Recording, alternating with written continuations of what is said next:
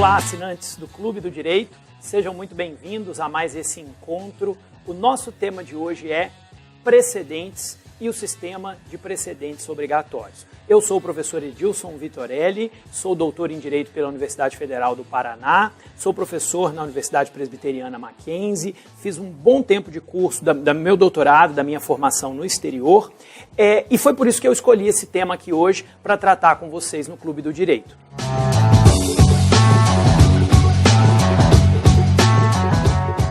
O sistema de precedentes talvez não seja o tema mais importante do novo CPC. Essa coisa de fazer ranking é sempre complicado.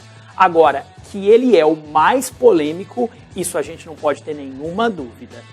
Nós já tivemos grandes professores batendo boca pelo Facebook. Sempre que tem palestra sobre esse tema, é um tema aceso, as pessoas se apaixonaram por esse tema e nós estamos discutindo isso com cada vez mais vigor.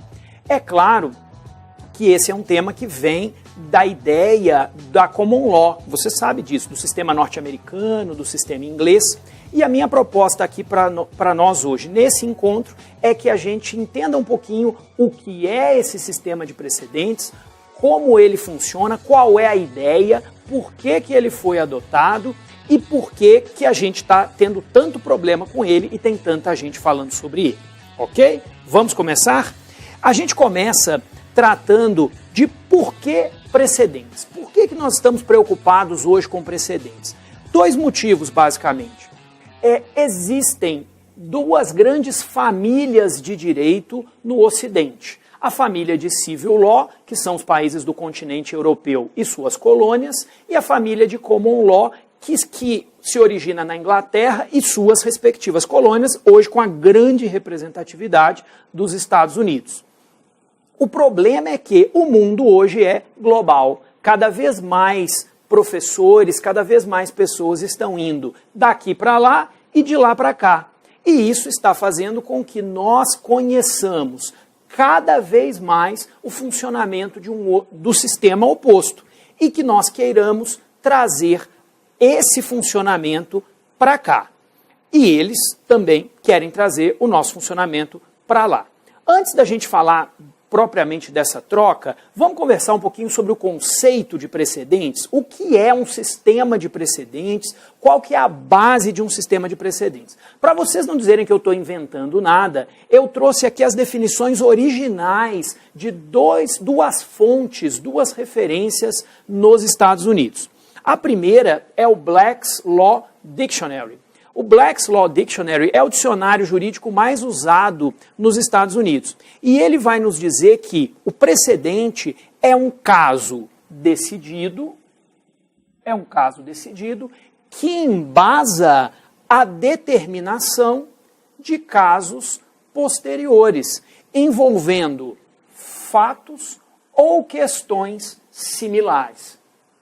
É isso, essa é a definição simples. O que é um precedente? É uma decisão que embasa outra decisão. É uma decisão que é usada como base, como fundamento de outra decisão. Tem alguma coisa nova nisso? Nada de novo nisso, a gente sempre fez isso. Nós sempre utilizamos quando nós, aqui no sistema da common law, pensávamos em, aspas, jurisprudência. O que era a jurisprudência para nós? É usar decisões anteriores como argumentos para decisões posteriores. Marque bem essa palavra, argumentos, porque essa palavra vai ser importante um pouquinho mais adiante.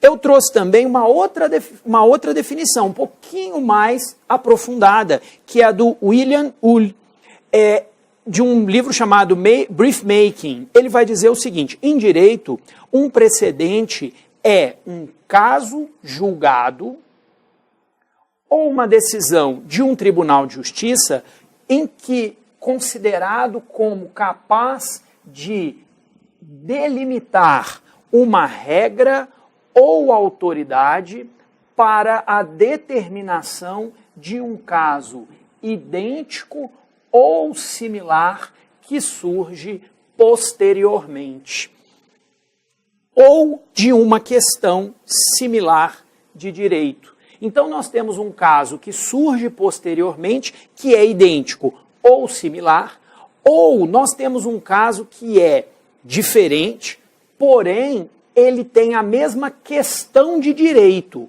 ainda que o caso seja diferente. E aí o William Ury completa: a única teoria sobre a qual é possível para uma decisão ser uma autoridade na determinação de outro caso é que, e marque isso muito bem, os fatos sejam similares. Ou, se os fatos forem diferentes, que o princípio que governa o primeiro caso seja aplicável às variantes fáticas do segundo caso. É isso. Essa é a ideia de um sistema de precedentes. Eu tenho, então, dois casos e eu vou decidir o segundo com base no primeiro. Até aí contei alguma coisa de muito nova? Não. Mas o que eu quero construir em cima disso? Ou o que os americanos e ingleses construíram em cima disso? Há uma doutrina que é chamada de doutrina do stare decisis, ou stare decisis. Você não é obrigado a usar essa pronúncia inglesada que os americanos geralmente usam. Stare decisis vem do latim, é stare decisis et quieta non movere. Então, você pode pronunciar pela literalidade do texto. É que os americanos inglesam toda essa pronúncia. O que é essa ideia? A ideia, como diz a tradução, é: as decisões devem ser estáveis. É aí que está o ponto.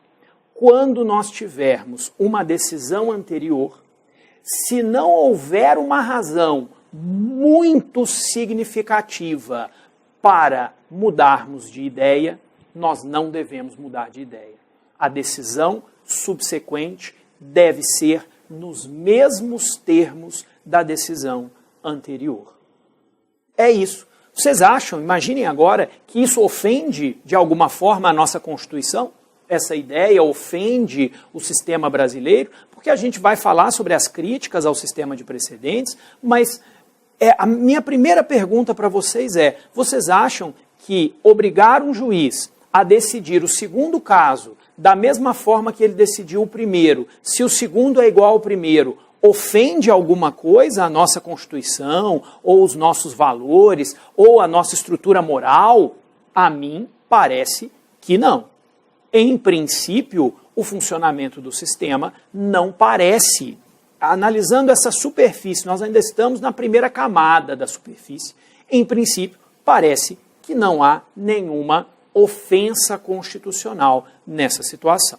Ok? Mas vamos avançar mais um pouquinho. Vejam só.